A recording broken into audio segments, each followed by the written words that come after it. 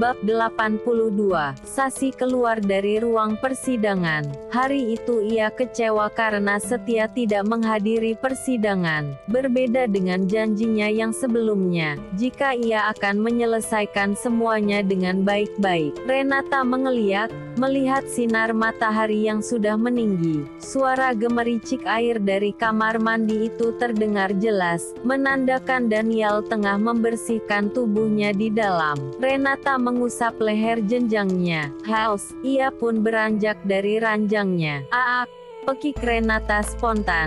Tubuhnya terjatuh gitu saja. Kakinya terasa lemas.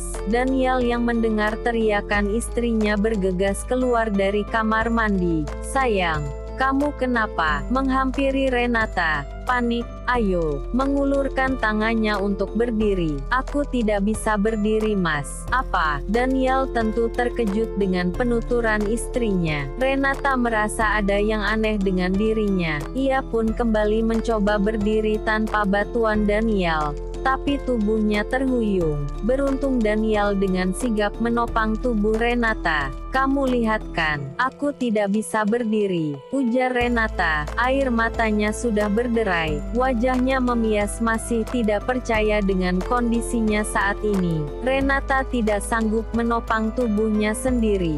Tenang, kita ke rumah sakit sekarang. Daniel berusaha menenangkan Renata. Ia pun segera menggendong tubuh istrinya itu keluar dari dalam rumah, dan membawanya ke rumah sakit.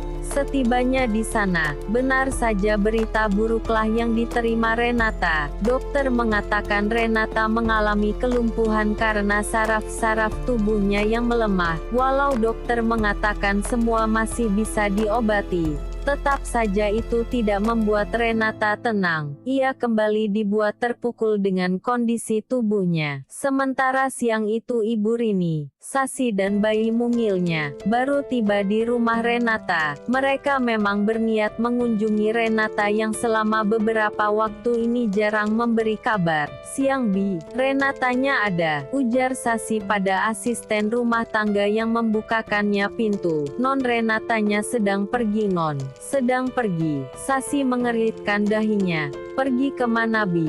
Tidak tahu Non, tadi pergi bersama Pak Daniel, jelasnya. Sasi mencoba menghubungi Renata, tapi Renata tidak mengangkat panggilannya. Ya sudah, kalau gitu kami tunggu di dalam saja ya Bi, sambung Sasi, melihat baby Celo yang rewel. Oh iya Non, silakan masuk. Mereka pun menunggu di ruang tamu. Tidak lama kemudian Sasi mendengar suara mesin mobil di luar. Sasi yakin itu Renata dan Daniel yang baru pulang. Namun betapa terkejutnya mereka melihat Renata yang duduk di kursi roda. Daniel mendorongnya masuk ke dalam rumah. Renata, kamu kenapa Nak? Seru Ibu Rini.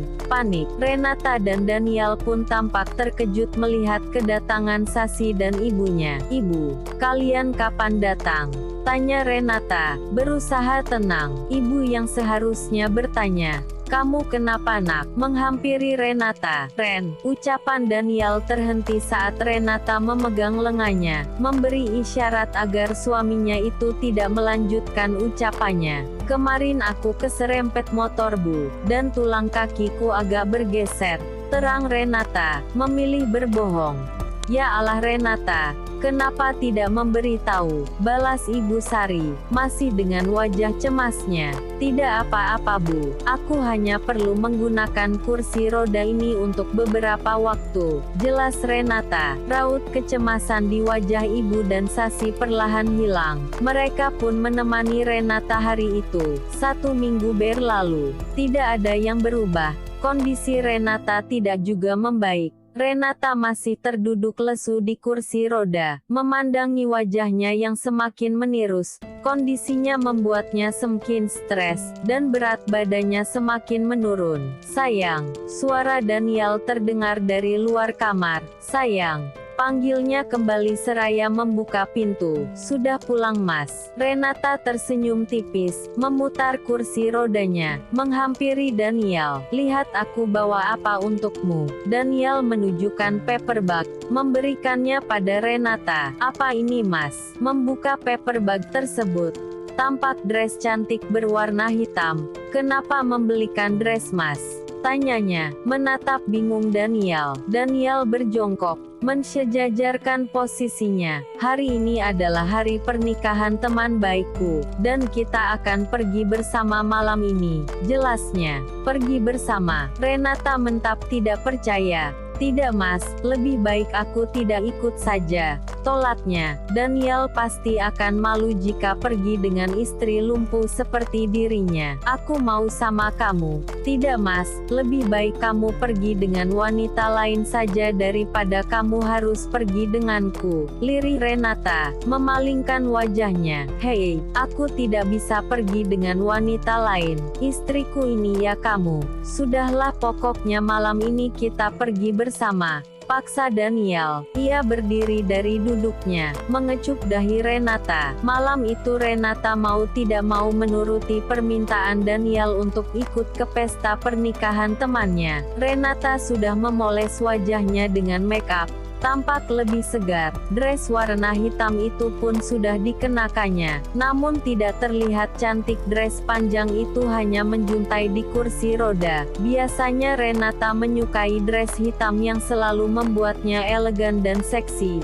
Tapi tidak untuk kali ini. Kamu sudah siap sayang? Tanya Daniel, menghampiri Renata ke dalam kamar. Sudah mas. Mereka pun segera keluar dari rumah, menuju sebuah hotel tempat acara itu dilangsungkan. Setibanya di sana, Daniel tanpa rasa malu mendorong kursi roda menuju ballroom hotel. Tampak para tamu yang memperhatikannya. Renata hanya tertunduk tidak percaya diri. Apalagi samar terdengar beberapa tamu yang bergunjing tentangnya. Daniel tampak menikmati pesta itu. Ia mengobrol santai dengan teman-temannya, namun tidak dengan Renata yang sama sekali tidak merasa nyaman. Setelah cukup lama Daniel pun mengajak Renata pulang. Sayang, kamu mau mampir kemana dulu? Tanya Daniel di sela-sela perjalanan. Sayang, tanyanya kembali. Sejak di tempat acara Renata memang tidak berbicara apapun. Aku tidak ingin apa-apa mas, aku hanya ingin kamu menikah lagi saja. Ucapan Renata spontan membuat Daniel menginjak rem mobil mendadak.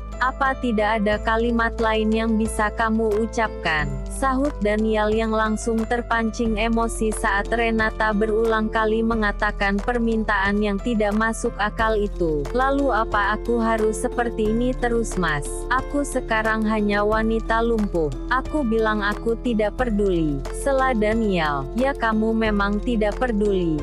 Kamu tidak peduli bagaimana tadi aku harus terus menundukkan kepalaku saat para tamu bergunjing tentangku, dan kamu tetap asik mengobrol dengan teman-temanmu. Ya kamu memang tidak peduli mas, ujar Renata. Air matanya kembali terjatuh. Renata, bukan seperti itu maksudku. Daniel hendak menyeka air mata itu tapi Renata buru-buru menepisnya. Tentu tidak terbersit sedikit pun di pikiran Daniel untuk mempermalukan Renata. Justru ia ingin memperlihatkan kepada semua orang jika keadaan Renata tidak sedikit pun membuatnya malu. Kalau gitu menikahlah dengan wanita lain mas, aku juga ingin melihatmu bahagia. Tutur Renata masih dengan isak tangisnya. Daniel tidak menjawab. Ia menyalakan kembali mesin mobilnya. Kembali melajukannya ke rumah. Daniel lebih memilih tidak meladeni ucapan istrinya itu.